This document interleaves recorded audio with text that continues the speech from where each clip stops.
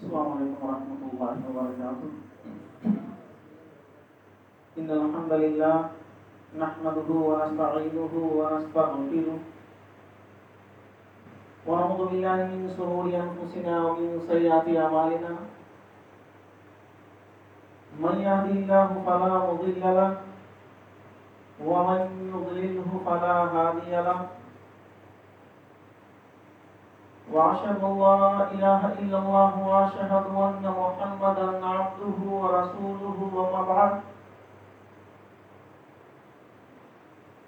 فإن خير الحديث كتاب الله وخير الهدي هدي محمد صلى الله عليه وسلم وشر الأمور محدثاتها وكل محدثة بدعة وكل بدعة ضلالة وكل ضلالة في النار. أعوذ بالله من الشيطان الرجيم. بسم الله الرحمن الرحيم. يا أيها الذين آمنوا اتقوا الله حق تقاته ولا تموتن إلا وأنتم مسلمون. يا أيها الناس اتقوا ربكم الذي خلقكم من نفس واحدة وخلق منها زوجها وبث منهما رجالا كثيرا ونساء واتقوا الله الذي تساءلون به والأرحام إن الله كان عليكم رقيبا. يا أيها الذين آمنوا اتقوا الله وقولوا قولا سديدا يصلح لكم أعمالكم ويغفر لكم ذنوبكم ومن يطع الله ورسوله فقد فاز فوزا عظيما. وقال تعالى في موضع آخر الذي خلق الموت والحياة ليبلوكم أيكم أحسن عملا وهو العزيز الغفور. وقال شاعر وقت کچھ کم ہے عبادت کر تو اے غافل. وقت کچھ کم ہے عبادت کر تو اے غافل. کہاوت ہے پرانی خالی ہاتھ گھر جایا نہیں کرتے. رب اشرح لی صدری ویسر لی امری واحلل عقدۃ من لسانی یفقهوا قولی. رب زدنی علما رب زدنی علما اللہم رب زدنی علما. معزز و مکرم بڑے بزرگوں، نوجوان ساتھیوں اور پردہ نشین خواتین ملت اسلامیہ، اللہ رب العزت کا لاکھ لاکھ شکر اور احسان ہے کہ اللہ تبارک و تعالیٰ نے ہمیں آج کے دن ایک ایسا موقع نصیب عطا فرمایا کہ جس کے اندر ہماری شرکت اور اس شرکت کے ذریعے سے قرآن و حدیث کی چند باتیں جاننے، سمجھنے اور اسے سیکھنے کی توفیق اللہ تبارک و تعالیٰ نے ہمیں دی. اور ہم اللہ تبارک و تعالیٰ کے لاکھ لاکھ شکر اور احسان ادا کرتے ہیں کہ اللہ رب العزت نے ہمیں یہ جو وقت میسر کیا ہے، یہ وقت جسے ہم اپنی مشغولیات میں سے نکال کر اس مسجد کے اندر حاضر ہوئے ہیں، تو ہم اللہ تبارک و تعالیٰ سے پہلے دعا کریں گے کہ اللہ تبارک و تعالیٰ ہم نے خالص تیرے لیے یہ جو وقت نکالا ہے، اللہ تو ہمارے آنے کو قبول فرما. آمین.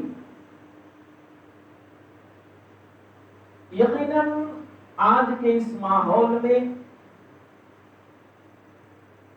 جہاں پر ہر انسان مشغول نظر آتا ہے، ایسے مشغولیت کے عالم میں ایک انسان کے لیے اپنی مشغولیت میں سے وقت نکالنا یہ ایک بہت بڑی بات بنتی جا رہی ہے. اور یقیناً یہ وقت جو ہم قرآن و حدیث کے لیے نکال کر آئے ہیں، یہ بھی ایک طرح کی قربانی ہے۔ جس طرح سے ایک انسان دین کے لیے اپنے جان مال کی قربانی پیش کرتا ہے، اسی طرح سے یہ وقت جو ہم نے نکالا ہے، یہ وقت بھی ایک طرح کی قربانی ہے۔ تو گویا کہ اگر اپنے وقت کو قربان کر کے ہم اس مجلس کے اندر آئے ہوئے ہیں تو انشاءاللہ ہمیں ضرور اس کا فائدہ نظر آئے گا۔ حضرات گرامی، آج ہم جس معاشرے میں جی رہے ہیں، یا اسی طرح سے ایک ایسا ماحول جس کے اندر ہم اپنی زندگی گزار رہے ہیں، یہ ماحول ایک ایسا ماحول ہے جس میں ہر انسان کی طلب، ہر انسان کی خواہش اور ہر انسان کی آرزو اور تمنا یہی ہے، اور وہ صرف اور صرف ایک ہی چیز کی طرف بھاگتا دوڑتا اور کوشش کرتا ہوا نظر آتا ہے، وہ چیز ہے دنیا۔ میں آپ کے سامنے جس موضوع کے تحت چند باتیں عرض کروں گا وہ یہی کہ دنیا کی حیثیت کیا ہے۔ یہ دنیا جس کے پیچھے آج ہر انسان بھاگتا ہوا نظر آتا ہے، چاہے چھوٹا ہو یا بڑا ہو، مرد ہو یا عورت ہو، امیر ہو یا غریب ہو، اپنے آپ کو عیش و عشرت کی زندگی میں گزارنے والا ہو یا پھر ایک ایسا شخص جو ایک جھوپڑی کے اندر زندگی بسر کر رہا ہے، ہر انسان کی خواہش یہی ہے کہ اس کی دنیا سنور جائے۔ ہر انسان یہی چاہتا ہے کہ کچھ بنے نہ بنے ہماری دنیا بن جائے۔ ہر انسان اپنے دل کے اندر یہ ایک آرزو رکھتا ہے کہ ہم کسی بھی طرح سے اس دنیا کے اندر نام اور شہرت کما لیں، باقی آخرت بنے نہ بنے، آخرت کے بارے میں ہمیں فکر ہو نہ ہو، لیکن ہمیں سب سے پہلے دنیا کی فکر نظر آتی ہے۔ اور یہ ایک ایسی مہلک بیماری ہمارے معاشرے میں بنتی ہوئی جا رہی ہے کہ ہر انسان صرف اور صرف دنیا کا نام لیتا ہے۔ اب یہ دنیا جس کو ہم حاصل کرنا چاہتے ہیں یا جس کے لیے ہم کوشش کر رہے ہیں، اس دنیا کی اصل حقیقت ہے کیا؟ یا اسی طرح سے یہ جو دنیا جس کے پیچھے ہر عام و خاص پریشان نظر ہوا آتا ہے، تو اب یہ دنیا کہیں ایسا تو نہیں کہ اپنے پیچھے ہمیں ہی برباد کر رہی ہے؟ کہیں ایسا تو نہیں کہ دنیا کے پیچھے ہم اپنی طاقت و قوت کو ضائع اور برباد کرتے ہوئے نظر آ رہے ہیں؟ یا کہیں ایسا تو نہیں ہو رہا ہے کہ یہ دنیا جس کے پیچھے ہم اپنے آپ کو لگا رہے ہیں، اس دنیا کے اندر پڑ کر ہم اپنی آخرت کی زندگی کو برباد کر لیں؟ اللہ تبارک و تعالیٰ نے ہماری تخلیق اس دنیا کے اندر کی، ہمیں پیدا کیا، ہمیں پیدا کرنے کے بعد اللہ رب العزت نے ہمیں اس کا مقصد بتا دیا۔ مقصد وما خلقت الجن والانس الا ليعبدون۔ اللہ تبارک و تعالیٰ نے کہا کہ ہم نے انسان اور جنات کو صرف اور صرف اس لیے پیدا کیا کہ وہ میری عبادت کرے۔ مقصد یہاں پر اللہ رب العزت نے واضح کر دیا کہ کیوں ہم نے پیدا کیا ہے، اس لیے کہ وہ میری عبادت کرے۔ اور ایک دوسری جگہ پر اللہ تبارک و تعالیٰ نے سورہ ملک کے اندر ارشاد فرمایا، الذی خلق الموت والحیات لیبلوکم ایکم احسن عملا۔ یعنی اللہ تبارک و تعالیٰ نے جو ہمیں یہ پیدا کیا نا، اللہ رب العزت ہمیں آزمائے، لیبلوکم ایکم احسن عملا، تم میں سے سب سے بہتر انسان کون ہے عمل کے اعتبار سے۔ اس آیت کو اگر ہم سامنے رکھتے ہیں تو ہمیں دنیا کی حقیقت معلوم ہوتی ہے۔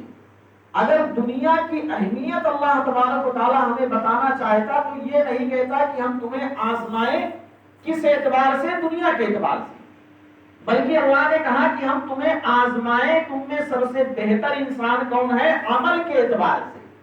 دنیا کو اللہ تبارک و تعالیٰ نے ترجیح نہیں دی. اب جب ہم نے دنیا کو ترجیح دے دی اور ہم نے جہاں عمل کرنا تھا وہاں دنیا کو پکڑ لیا، جہاں ہمیں اپنی آخرت کی فکر کرنی تھی اس چیز کو چھوڑ کر ہم نے دنیا کو جب اپنایا تو یقیناً یہ دنیا ہمیں ایک ایسے راستے پر لے کر جا رہی ہے جہاں پر نہ تو ہمارے سامنے ہماری منزل ہے اور نہ ہی ہم پیچھے مڑ سکتے ہیں. گویا کہ یہ ہمیں ایک ایسے راستے پر چلاتی ہوئی لے جا رہی ہے جس راستے پر ہم چلتے تو جا رہے ہیں، ہمارا چلنا صحیح ہے، ہم اپنی طاقت و قوت کو تو برباد کر رہے ہیں لیکن نہ ہم اپنی منزل پر پہنچ سکتے ہیں اور نہ ہی پیچھے کی طرف ہٹ سکتے ہیں.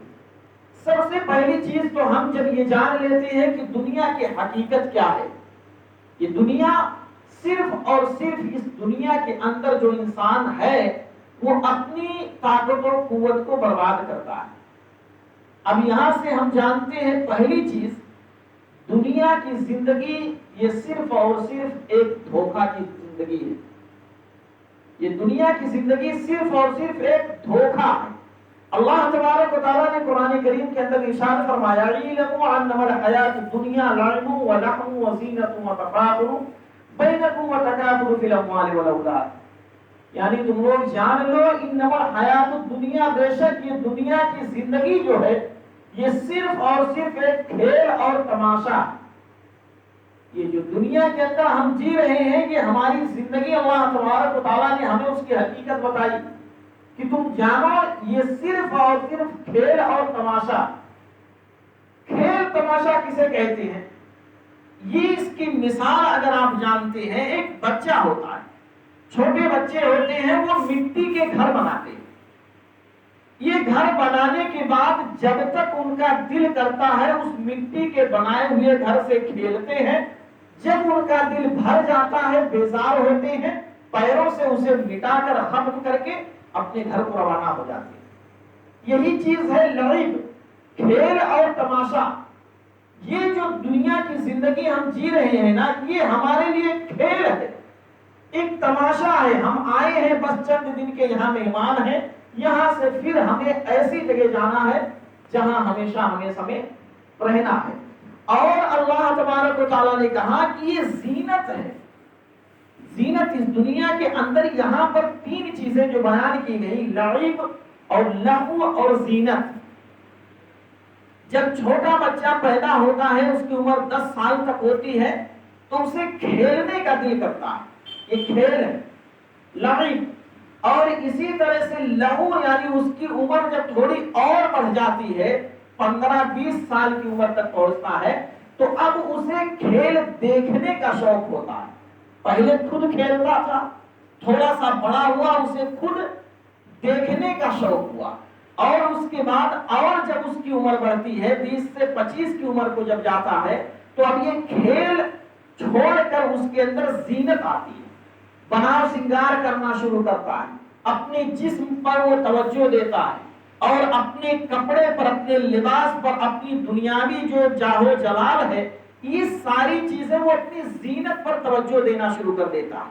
یعنی بناؤ سنگار وہ کرتا شروع ہوتا ہے. یہ اس لیے کہ اس کی جیوں جیوں اور زندگی کے ادوار بڑھتے جاتے ہیں اسے اس کی حقیقت آگے معلوم ہوتی ہوئی چلی جاتی ہے. وَتَفَاخُرٌ بَيْنَكُمْ وَتَكَاثُرٌ فِي الْأَمْوَالِ. اور یہ اب اس کے بعد جب زینت بھی وہ اختیار کر لیا اور آگے بڑھتا ہے. اسٹیپ بائی اسٹیپ اسے سنیے. جب آدمی 20 سے 25 سال کی عمر ہوا، زینت اختیار کر لیا، اب جب اس کی عمر اور بڑھتی ہے 30 کے اوپر جاتا ہے، وَتَفَاخُرٌ ایک دوسرے پر فخر کرنے لگتا ہے، ایک دوسرے کے ساتھ اس کا کمپٹیشن شروع ہو جاتا ہے. فلاں اتنا کما رہا ہے تو میں اس سے زیادہ کماؤں گا، فلاں کے پاس اتنے مکان ہیں تو میرے پاس اس سے زیادہ مکان ہوں گے، فلاں کے اگر پاس اتنی قیمت کی چیزیں ہیں تو میرے پاس اس سے کہیں زیادہ قیمتی چیزیں ہوں گی. یعنی ایک دوسرے پر فخر کرنا شروع کر دیتا ہے. اور اس کے بعد جب آگے جاتا ہے وَتَكَاثُرٌ فِي الْأَمْوَالِ وَالْأَوْلَادِ، اور اس کے بعد جب عمر اس کی 40 سال 50 سال کی ہو گئی، اس کے بچوں کے بچے آ گئے، پوتے آ گئے، اس کے بیٹوں کے بیٹے ہو گئے، اس کی عمر بڑھ گئی. اب اس کا معاملہ کیا ہو جاتا ہے؟ اپنی ان بچوں کے ذریعے، اپنے اولاد کے ذریعے سے ایک دوسرے پر، یعنی جو کثرت ہو گئی ان کے پاس، جو اولاد آ گئے، ان اولاد کے ذریعے سے ایک دوسرے پر فخر کرنا شروع کر دیتا ہے. تو گویا کہ ہمیں ایک انسان کی زندگی کے جو ادوار تھے پیدائش سے لے کر اور جیوں جیوں اس کی عمر آگے بڑھتی جاتی ہے، ہمیں اس کے ادوار کی وہ تمام تر چیزیں معلوم ہوتی ہوئی چلی جاتی ہیں. تو گویا کہ اس سے ہمیں یہ معلوم ہوا کہ یہ صرف جو دنیا ہے کھیل اور تماشا ہے، اور یہاں ایک دوسرے پر فخر کر لینا، ایک دوسرے کے ذریعے سے اس دنیا کے اندر نام کما لینا، اپنے آپ کو مشہور کر لینا، یہ اصل دنیا کی زندگی کا مقصد نہیں ہے. پہلی چیز، یہ جو دنیا ہے، یہ دنیا کی زندگی ایک دھوکہ ہے. اس کے بعد دنیا ایک آزمائش ہے. اس دنیا کے اندر جو ہم اپنی زندگی گزار رہے ہیں، یہ دنیا کی زندگی ایک آزمائش ہے، امتحان ہے. ایک بچے کو اگر بتا دیا جاتا ہے کہ تمہارا امتحان ہے اور فلاں تاریخ سے فلاں تاریخ تک تمہارا امتحان چلے گا، تو وہ تمام تر چیزوں سے اپنے آپ کو الگ کر کے امتحان کی تیاری کے لیے لگ جاتا ہے، اور وہ کوشش کرتا ہے کہ ایسا نہ ہو کہیں ہمارا رزلٹ خراب ہو جائے. وہ اپنے رزلٹ کے لیے کوشش کرتا ہے. اب اللہ تبارک و تعالیٰ نے ہمیں کیا کہا؟ دنیا ایک آزمائش ہے. وَلَنَبْلُوَنَّكُمْ بِشَيْءٍ مِّنَ الْخَوْفِ وَالْجُوعِ وَنَقْصٍ مِّنَ الْأَمْوَالِ. اللہ تبارک و تعالیٰ نے کہا وَلَنَبْلُوَنَّكُمْ بِشَيْءٍ، ہم تمہیں عنقریب ضرور آزمائیں گے. اب اللہ تبارک و تعالیٰ ہمیں کیسے آزمائے گا؟ من الخوف والجوع، بھوک اور پیاس کے ذریعے سے، وَنَقْصٍ مِّنَ الْأَمْوَالِ، ہمارے مالوں کے اندر کمی کر کے، ہماری اولاد کے اندر کمی کر کے، ہمارے نفسوں کے ذریعے سے. ہمارے پاس جو پھل ہے، ہمارے پاس جو رزق ہے، اس رزق کے ذریعے سے اللہ تبارک و تعالیٰ ہمیں آزمائے گا، ہمارا امتحان لے گا. ہمارے پاس اگر اولاد ہے تو یہ اولاد، ہم جن کے والدین ہیں اس اولاد کا ہمارے اوپر حق کیا بنتا؟ یہ اولاد ہمارے پاس اگر ہو گئی تو ہم فخر نہ کریں کہ ہمارے پاس اولاد ہے، بلکہ ہم یہ دیکھیں کہ کہیں ایسا تو نہیں اللہ تبارک و تعالیٰ ہمیں اولاد دے کر آزما رہا. اور اللہ تبارک و تعالیٰ کبھی کبھار انسان کو اولاد دے کر آزماتا ہے، تو کبھی کبھی اللہ رب العزت اولاد نہ دے کر بھی آزماتا ہے. آج اگر جس کے پاس اولاد نہیں ہے وہ سمجھتے ہیں اللہ ہماری آزمائش کر رہا ہے، لیکن آج جس کے پاس اولاد ہے، 2 4 بچے بچیاں ہیں، وہ اس بات کو کیوں نہیں سوچتے کہ کہیں ایسا نہ ہو اللہ اس اولاد کے ذریعے سے ہماری آزمائش کر رہا ہو، اس اولاد کے ذریعے سے ہمارا امتحان لے رہا ہو اللہ تبارک و تعالیٰ. تو گویا کہ اللہ رب العزت ہمارے مالوں کے ذریعے سے، ہماری اولاد کے ذریعے سے، ہماری روزی روٹی کے ذریعے سے، کسی بھی طرح سے اللہ تبارک و تعالیٰ ہمیں اس دنیا کے اندر آزماتا ہے. وَبَشِّرِ الصَّابِرِينَ، لیکن اللہ رب العزت نے کہا میں صبر کرنے والوں کے ساتھ، جو صبر کرنے والے ہیں ان کے لیے بشارت ہے، خوشخبری اللہ رب العزت نے ان کے لیے بتائی جو لوگ صبر کرنے والے ہیں. اور اسی طرح سے حضرت ابو ہریرہ رضی اللہ تعالیٰ عنہ بیان کرتے ہیں کہ اللہ کے نبی کریم صلی اللہ علیہ وسلم نے فرمایا الدنیا سجن المومن وجنت الکافر، یہ دنیا جو ہے مومن کے لیے جیل ہے، قید خانہ. جس طرح سے ایک مجرم ہوتا ہے اس کو قید خانے کے اندر بند کر دیا جاتا ہے، اسی طرح سے یہ دنیا مومن کے لیے قید خانہ ہے. لیکن اللہ کی نبی کریم صلی اللہ علیہ وسلم نے کہا وہ جنت الکافر، اور یہ جو دنیا ہے کافر کے لیے جنت ہے. اس لیے کہ کافر جو ہے اس کے لیے اس دنیا کے اندر تمام طرح کی رنگینی نظر آتی ہے، تمام طرح کی زینتیں رنگ رلیاں منائی جاتی ہیں اور دیکھنے میں لوگوں کو خوشنما لگتا ہے، اچھی چیز لگتی ہے. لیکن جو مومن ہوتا ہے وہ اپنی اصل کی زندگی کے لیے پریشان ہوتا ہے. اسی لیے اللہ کے نبی کریم صلی اللہ علیہ وسلم نے کہا یہ دنیا جو ہے مومن کے لیے قید خانہ ہے اور کافر کے لیے جنت ہے۔ دنیا کی حیثیت کیا ہے؟ یہ جو دنیا ہے نا، اس کی حیثیت ہے کیا؟ اس کے لیے الا ان الدنیا ملعونۃ ملعون ما فیہا، اللہ کے نبی کریم صلی اللہ علیہ وسلم نے کہا کہ خبردار، بے شک یہ جو دنیا ہے یہ ایک ملعون ہے۔ ملعون یعنی لعنت کیا ہوا، ملامت کیا ہوا۔ اللہ کے نبی نے کہا یہ دنیا لعنت کی ہوئی ہے، ملعون ہے یہ چیز۔ لیکن اور آگے اللہ کے نبی کریم صلی اللہ علیہ وسلم نے کہا ملعون ما فیہا، اس دنیا کے اندر جتنی بھی چیزیں ہیں یہ تمام کی تمام تر چیزیں ملعون ہیں۔ اس دنیا کی حقیقت ہمیں معلوم ہو رہی ہے، اس کی حیثیت ہمارے سامنے کیا ہے۔ جب اللہ کے نبی نے کہہ دیا کہ اس دنیا جو ہے، دنیا کے پیچھے تم پڑے ہوئے ملعون ہے، اس کے اندر جتنی چیزیں ہیں تمام کی تمام تر چیزیں ملعون ہے، پھر اس کے ہم اپنے آپ کے اندر خود کا جائزہ لیں کہ ہم دنیا کے پیچھے کیسے پڑے ہوئے ہیں، جبکہ دنیا کی حیثیت ہمارے سامنے کچھ بھی نہیں ہے۔ اور اسی طرح سے اگر دنیا کی حیثیت اللہ کے نزدیک اس دنیا کی حقیقت اگر ایک مچھر کے پر کے برابر بھی ہوتی نا، تو اللہ تبارک و تعالیٰ کسی کافر کو پانی کا ایک گھونٹ تک میسر نہ کرتا۔ یہ جو دنیا ہے، اس دنیا کی حقیقت کچھ بھی نہیں ہے۔ اس دنیا کے پیچھے جو ہم اپنی زندگی کو برباد کرتے ہوئے نظر آ رہے ہیں، یہ دنیا کی زندگی صرف اور صرف ایک کھیل اور تماشے کی زندگی ہے۔ اس کے بعد یہ جو دنیا ہے نا، اس دنیا کو خواہشات نے گھیرے ہے۔ یہ دنیا خواہشات کے اندر گھری ہوئی ہے۔ زُيِّنَ لِلنَّاسِ حُبُّ الشَّهَوَاتِ، یعنی لوگوں کے لیے خواہشات کی جو محبت ہے یہ خوبصورت دنیا کو بنا دی گئی، اس لیے کہ یعنی اس میں عورتوں کی محبت، بیٹوں بیٹیوں کی محبت، سونے چاندی کی محبت، یا اسی طرح سے گھوڑے چوپایوں کی محبت۔ کون ایسا انسان ہے جو یہ نہیں چاہتا کہ ہمارے پاس اولاد نہ ہو؟ کون سا ایسا شخص ہے جو یہ نہیں چاہتا کہ ہمارے پاس روپے پیسے نہ آئے؟ کون سا ایسا شخص ہے جو یہ نہیں چاہتا کہ ہمارے پاس مال نہ ہو جائے؟ ہر انسان کی یہ خواہش ہے۔ نوجوان تو نوجوان، ایک بچہ جسے بہت کم شعور ہے، وہ بھی یہ چاہتا ہے کہ اس دنیا کے اندر ہماری زندگی ایک عیش و عشرت کی زندگی گزر جائے، ہماری زندگی جو ہے ایک آسانی کے ساتھ اس دنیا کے اندر ہم کھائے کھیلے اور ہماری زندگی یوں ہی آرام اور سکون کے ساتھ گزرتی ہے۔ ہر انسان کی یہ خواہش ہے۔ کوئی ایسا شخص جو یہ کہے کہ ہمیں پیسے کی تلاش نہیں؟ ہے کوئی ایسا شخص جو کہے کہ مجھے مال ملے لیکن میں مال لینے کے لیے تیار نہیں؟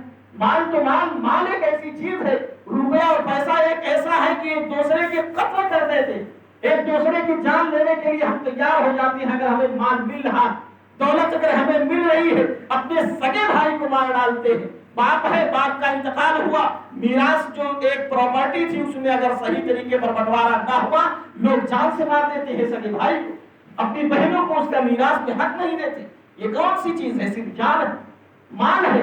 یہ ساری چیزیں، جان مال، یہ ساری چیزیں انسان چاہتا ہے مجھے مل جائے اور اس دنیا کے اندر میں ایک آسان اور سکون کی زندگی گزار لوں، میں بس خوش ہوں۔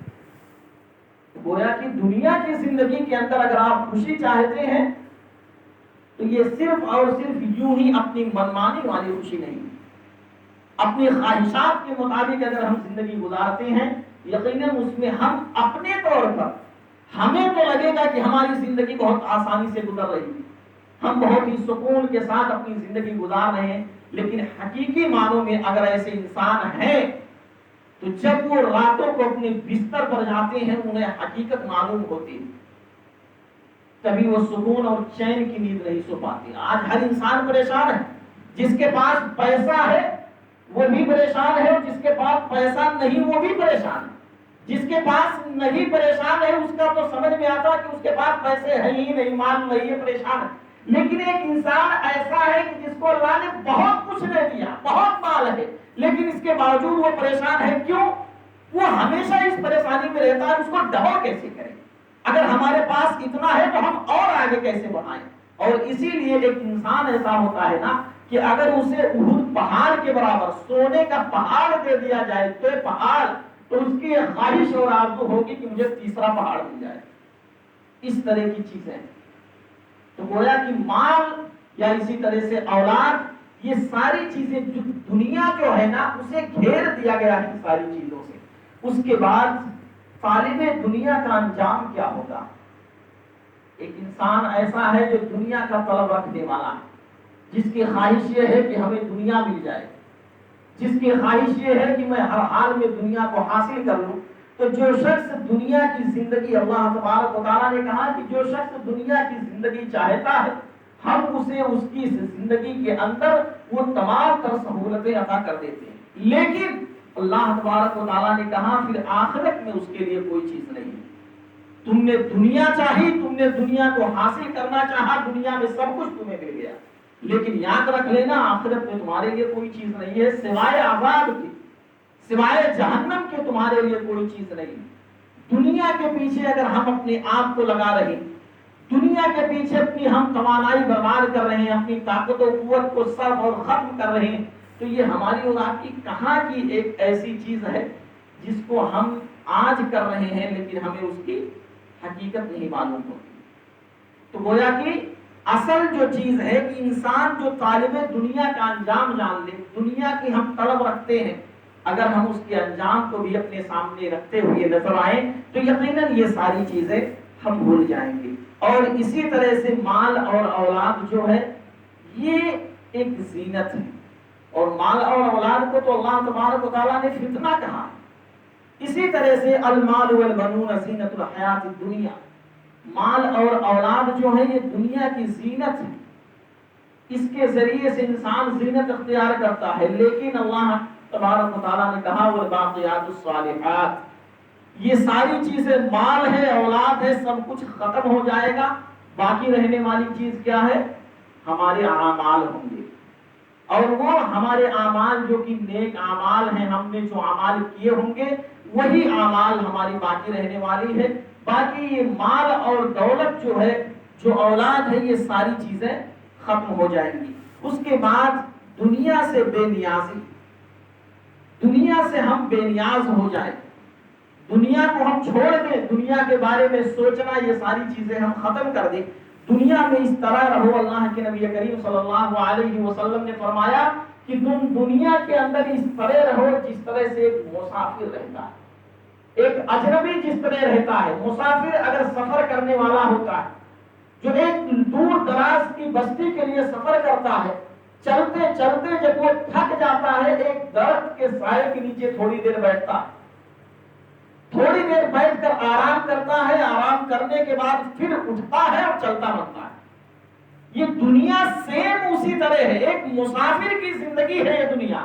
اس دنیا کے اندر کوئی ہے ایسا انسان جو یہ کہے میں ہمیشہ ہمیشہ رہنے آیا؟ کوئی انسان ایسا ہے کہ جو یہ کہے کہ میں اس دنیا کے اندر ہمیشہ رہوں گا؟ کوئی انسان آپ کو ایسا نہیں نظر آئے گا. اب جب ہمیں معلوم ہو گیا کہ یہ جو دنیا ہے اس دنیا کے اندر ہمیں ہمیشہ ہمیشہ نہیں رہنا، تو پھر اس دنیا کے پیچھے اپنی زندگی ہم کیوں برباد کریں؟ اور چلو تھوڑی دیر کے لیے ہم یہ مان لیتے ہیں کہ ہم اپنی بیوی بچوں کے لیے کر رہے ہیں، جو بھی ہم بنا رہے ہیں اپنی بیوی بچوں کے لیے بنا رہے ہیں، حرام طریقے سے لا رہے ہیں، حلال طریقے سے لا رہے ہیں، کہاں سے لا رہے ہیں، کیسے لا رہے ہیں، جو بھی ہمارا سوال جب کوئی انسان کرتا ہے تو ہمیں یہی ہوتا ہے اپنی بیوی بچوں کے لیے کرنا. اب جب ہم یہ ساری چیزیں اپنی بیوی بچوں کے لیے کرتے ہیں، تھوڑی دیر کے لیے سوچئے، پل کے لیے ایک ایسا انسان جو ہمارے معاشرے میں رہتا، ہمارے بیچ کے میں رہتا تھا، اپنی زندگی گزارتا تھا، جس طرح ہم اپنی بیوی بچوں کے لیے روزی روٹی تلاش کرتے ہیں اسی طرح سے وہ بھی لاتا تھا. لیکن اگر وہ حرام طریقے سے لاتا تھا اور اس کا انتقال ہوا، انتقال کر جانے کے بعد کوئی ایک ایسی مثال بتا دو، ایک ایسی مثال کہ اس کے اولاد نے کہا ہو کہ یہ میرے باپ تھے، میرے لیے بہت زیادہ پراپرٹی بنا کے رکھی، میرے لیے بہت دولت اکٹھا کی، یہ مر گئے ہیں، ان کو 2-4 دن اور اپنے گھر میں رکھتے ہیں، اس کے بعد دفن کر دیں گے. ہے کوئی ایک ایسی مثال کہ مرنے کے بعد 2-4 دن تک اس کی اولاد نے اسے اپنے گھر میں رکھا؟ کوئی نہیں. انتقال ہوا، کسی طرح سے انسان چاہتا ہے جلدی سے اب پیچھا چھڑاؤ، ختم کرو. اب جب ہمیں معلوم ہوا کہ جس اولاد کے لیے ہم اپنی زندگی برباد کر رہے ہیں وہ اولاد ہماری روح نکلنے کے لیے ہمیں 2-4 دن اپنے گھر میں نہیں رکھ سکتی، اپنے گھر کے اندر رکھنا گوارا نہیں کرتی، تو ان کے لیے ہم اپنی جوانی کو بھی کیوں برباد کریں بھائی؟ ان کے لیے ہم اپنی اس جوانی کو دیوانی کیوں بنائیں؟ اس جوانی کو ہم ایسی جگہوں پر کیوں لے کر جا کر خفا دیتے ہیں جس میں نہ تو ہمیں کچھ فائدہ نظر آتا ہے، نہ تو دنیا میں ہمیں نظر آتا ہے، اور نہ ہی ہمیں آخرت میں نظر آتا ہے۔ ایک انسان کتنا احمق ہے، انسان کتنا ناسمجھ ہے، بے شعور کم عقل ہے انسان، کہ نہ جانے کتنے ایسے لوگوں کو اپنے کندھوں پر اٹھا کر، نہ جانے کتنے ایسے جنازے ہیں جو اپنے کندھے پر اٹھا کر لے کر قبرستان گیا اور دفن کر کے چلا آیا، لیکن کبھی انہوں نے سوچا نہیں، اسے سبق حاصل نہیں کیا، اسے سیکھا نہیں کہ آج ہم جسے اپنے کندھے پر اٹھا کر قبرستان لے کر آئے ہیں، دفن کر کے جا رہے ہیں، ایک دن ہمارا بھی حال یہی ہوگا، ایک دن ہمارا بھی حال یہی ہوگا۔ جس طرح سے آج ہم لے کر آئے ہیں، اسی طرح سے دوسرے لوگ ہمیں اٹھا کر لا کر یہاں دفن کریں گے اور پھر چلے جائیں گے۔ پھر وہاں سے کیا جائے گا آپ کے ساتھ؟ بیٹے جائیں گے؟ یہ مال و دولت جو پراپرٹی بنا کے رکھی ہے، کروڑوں کی پراپرٹی، یہ جائے گی؟ کسی کو ایسا دیکھا کہ ہاں بہت مالدار تھا، لے چلو 2-4-10 کروڑ قبر کے اندر رکھ دو؟ نہیں، بلکہ اس وقت اگر جائے گا، آپ کے ساتھ کوئی چیز ہوگی تو وہ صرف اور صرف آپ کے اعمال ہوں گے، آپ کی نیکیاں ہوں گی، اور ان نیکیوں کے ذریعے سے آپ کو جو فائدہ ہوگا، باقی اور کوئی چیز ایسی نہیں ہوگی جس کو اس ذریعے سے آپ کو کچھ فائدہ نظر آئے۔ میرے بھائی، میرا خلاصہ یہ ہے، میں آخر میں تمام تر اپنی تقریر کا جو خلاصہ بیان کرنا چاہتا ہوں کہ یہ جو دنیا ہے، یہ دنیا جب تک اس دنیا کے اندر ہماری جسم کے اندر روح ہے، جب تک ہم زندہ ہے، جب تک ہماری آنکھوں کے سامنے ہمیں چیزیں دکھائی دیتی ہیں، تب تک یہ دنیا ہمیں بہت رنگین نظر آتی ہے، تب تک اس دنیا کے اندر ہم بہت خوش ہوتے ہیں، تب تک اس دنیا کے اندر رہ کر ہمیں ایسا لگتا ہے کہ سب کچھ اللہ نے ہمیں دنیا میں دیا ہے۔ لیکن جس دن اس دنیا سے ہم گئے، ہمارے جسم سے روح نکل گئی، اس دن ہمیں معلوم ہوگا کہ آخر ہم نے اس دنیا کی جو عمر اللہ تبارک و تعالیٰ نے ہمیں 60 سالہ 70 سالہ 100 سال کی جو عمر اللہ رب العزت نے دی تھی، اس عمر کو ہم نے یوں ہی برباد کر دیا، ہم نے اس عمر کو یوں ہی ضائع و برباد کر دیا ہے۔ نہ جانے کتنے ایسے اولاد ہیں جو اپنے ان باپ کو، اپنے اولاد کو، یا اسی طرح سے ایسے باپ جنہوں نے اپنی جوانی کو اپنی اولاد کی خوشی کے لیے قربان کر دیا، نہ جانے کتنے ایسے باپ ہیں جنہوں نے اپنی پوری جوانی اپنے بیٹوں کی خوشی کے لیے کھپا ڈالی، لیکن وہی اولاد جب جوان ہوتے ہیں تو اپنے باپ کو بڑھاپے کے عالم میں اپنے گھر کے اندر ایک کمرہ دینے کے لیے تیار نہیں ہوتے۔ سوچو، ایک باپ جنہوں نے اپنے بیٹوں کے لیے سب کچھ قربان کر دیا، لیکن جب وہ بڈھا ہوا، چارپائی پر جا کر لیٹا، اس کے اندر اتنی طاقت نہیں رہی کہ وہ اپنی چارپائی سے اٹھ سکے، ایک گلاس پانی کے لیے بچے ترسماتے۔ آج ہم ہیں اپنی ان بچوں کے لیے اپنی جوانی برباد کر رہے ہیں، آج ہم ہیں ان بچوں کے لیے، ان کی اولاد کے لیے ہم اپنی تمام تر آخرت کی زندگی کو برباد کر رہے ہیں۔ کتنا بھی آپ کما لیجیے، کتنی بھی عیش و عشرت کی زندگی اپنے بچوں کے لیے گزارنے پر مجبور ہو جائیے، لیکن یاد رکھیے آپ کی اولاد آپ سے خوش نہیں ہوگی۔ کہاں سے آپ لا رہے ہیں، کیا لا رہے ہیں؟ کہاں کبھی آپ کی اولاد نے پوچھا ابو یہ ساری چیزیں جو آپ لا رہے ہیں یہ حرام طریقے سے ہے یا حلال طریقے سے ہے؟ اب جب ہمیں معلوم ہے کہ ہم اس دنیا کے اندر ہمیں کوئی چیز فائدہ ہونے والی نہیں، تو ہم ایسی اپنی زندگی کو حرام طریقے پر کیوں گزاریں ہے؟ یہ الگ مسئلہ، ان کی تربیت کا، یہ ساری چیزیں روزی روٹی کے جو مسائل ہیں یہ الگ ہیں، لیکن میرا مقصد یہ ہے کہ ان کی خوشی کے لیے ہم اپنی آخرت برباد کیوں کریں۔ اور آخر میں صرف اور صرف میں یہی کہوں گا کہ اللہ تبارک و تعالیٰ سے دعا کرتے رہیے۔ دعا کیا کریے؟ ربنا آتنا فی الدنیا حسنۃ وفی الآخرۃ حسنۃ وقنا عذاب النار، کہ اللہ تبارک و تعالیٰ ہمیں اس دنیا کے اندر بھی بھلائی عطا فرما، اور اللہ رب العزت ہمیں آخرت میں بھی بھلائی عطا فرما، وقنا عذاب النار، اور اللہ رب العزت ہمیں جہنم کی آگ سے بچا لے۔ اللہ رب العزت اس دنیا کے اندر ہم نے ابھی تک اپنی جو زندگی گنوا دی، اللہ ہمیں معلوم نہیں تھا، ہمیں دنیا کی حقیقت معلوم نہیں تھی، ہم نے نہ جانے کتنی غلطیاں کر دی، ہم نے اپنی جوانی کو دیوانی بنا دیا، ہم نے حرام طریقے سے مال کمایا، جس طرح سے ہمیں جو بھی میسر ہوتا تھا ہم ہم نے کمایا، لیکن اللہ آج تیری اس بارگاہ میں، آج تیری اس گھر کے اندر بیٹھ کر ہم دعا کرتے ہیں کہ اللہ رب العزت کو ہماری غلطیوں کو معاف کر دے، اللہ رب العزت کو ہماری غلطیوں کو معاف کر دے۔ اللہ تبارک و تعالیٰ ہم اس ماحول میں، ایسے معاشرے میں اپنی زندگی گزار رہے ہیں کہ اللہ جس کے اندر ہمیں حرام اور حلال کی تمیز کرنے میں بڑی پریشانی ہوتی، لیکن اگر ہمارے اندر اللہ کا تقویٰ آ جائے، اگر اللہ تبارک و تعالیٰ کا ڈر پیدا ہو جائے، اگر اس دنیا کی حقیقت کو ہم جان لیں، اگر اس دنیا کے اندر ہمیں ہمیشہ ہمیں نہیں رہنا یہ ہمیں سمجھ میں آ جائے، یقین مانیے دنیا ہمیں پھیکی پڑ جائے گی، یہ دنیا ہمارے سامنے کوئی مقام نہیں رکھتی۔ اور یہی وجہ ہے کہ اللہ کے نبی کریم صلی اللہ علیہ وسلم نے اس دنیا کی جو تمام طرح حقیقتیں تھی ہمارے سامنے بیان کر دی، صحابہ کرام نے تمام طرح کی چیزیں ہمارے سامنے بیان کر دی اور کہہ دیا کہ دیکھو اگر تم یہ ساری چیزیں دنیا اپناؤ گے تمہیں دنیا ملے گی لیکن آخرت نہیں ملے گی، اگر تم آخرت کی فکر کرتے ہو، آخرت کے بارے میں سوچتے ہو تو آخرت بھی تمہاری بنے گی اور تم دنیا کے اندر بھی کامیاب ہو جاؤ گے۔ تو گویا کہ آخرت اور دنیا تمہاری دونوں بنے گی، لیکن اگر تم آخرت کو چھوڑ کر دنیا کے پیچھے بھاگو گے یہ دنیا تمہیں برباد کر دے گی، لیکن آخرت میں تمہارے سامنے کوئی چیز نظر آنے والی نہیں۔ الغرض کی دنیا کے ساتھ ساتھ ہم اس دنیا کے اندر جو اپنی زندگی کو برباد کرنے ہوئے پہ لگے ہیں، ہماری کوشش یہ ہونی چاہیے کہ آخرت کے ساتھ دنیا بنے، دنیا کے ساتھ آخرت، یعنی ایک لازم اور ملزوم جو چیزیں ہوا کرتی ہیں۔ دنیا بھی ہمارے لیے ضروری ہے، لیکن جہاں آخرت کی بات آ جائے وہاں ہمیں اپنے آپ کو دنیا سے بچا لینا چاہیے۔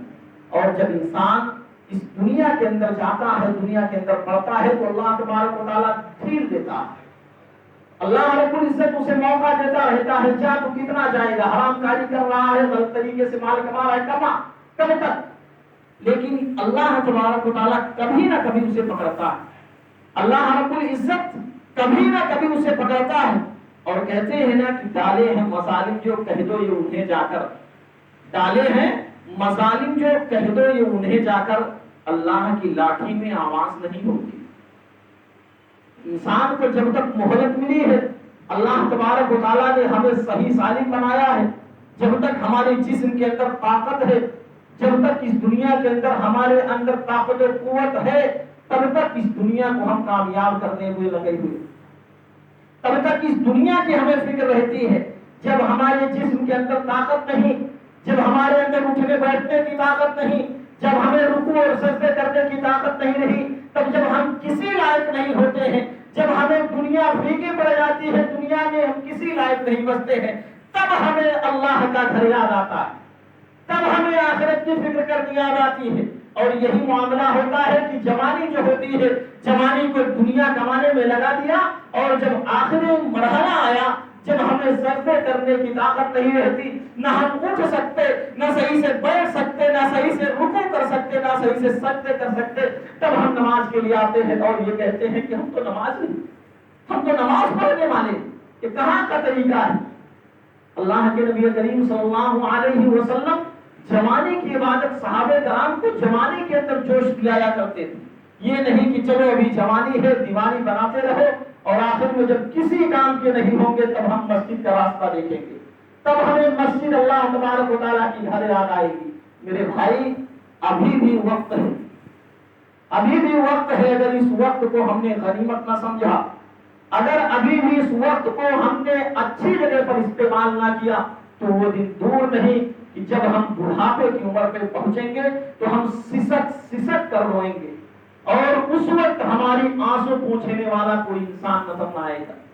آج جن کے لیے ہم سب کچھ قربان کر رہے ہیں، یہی اولاد ہمیں ایک ایک پل کے لیے ترسوائے گی، ایک ایک گھونٹ ایک ایک گلاس پانی کے لیے ہمیں ترسوائے گی، ایک ایک زبان کھولنے پر تمہیں مجبور کر دے گی، تمہارے لیے باقاعدہ وقت متعین کر دیا جائے گا، اتنے بجے تمہیں نکلنا ہے اور اتنے بجے روم کے اندر داخل ہو جانا ہے۔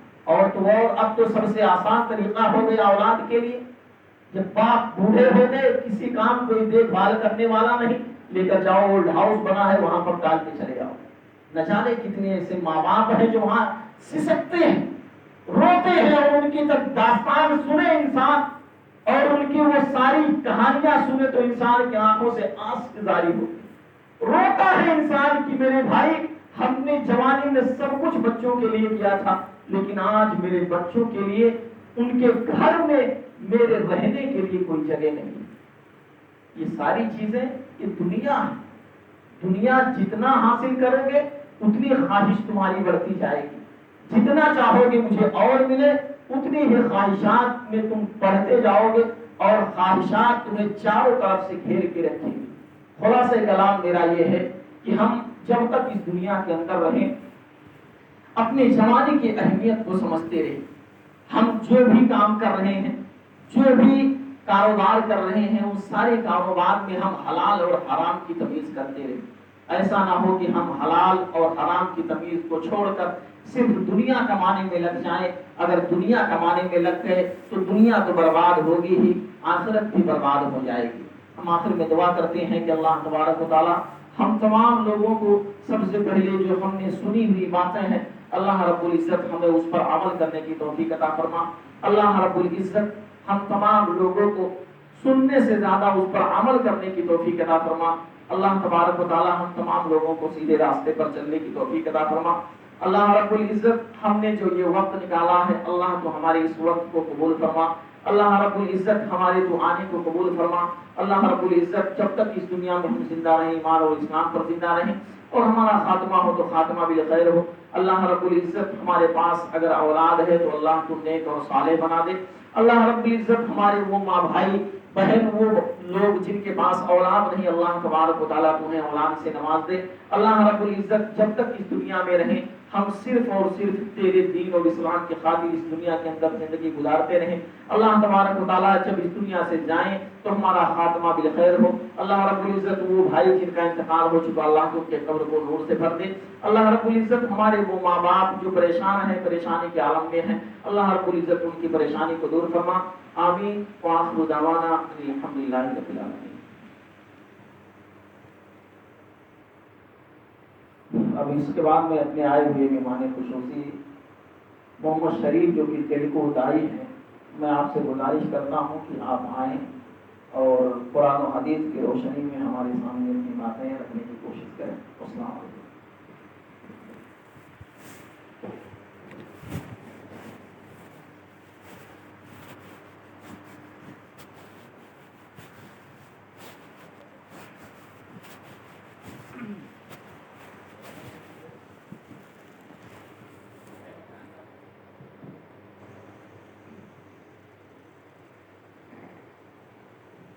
السلام عليكم ورحمة الله وبركاته.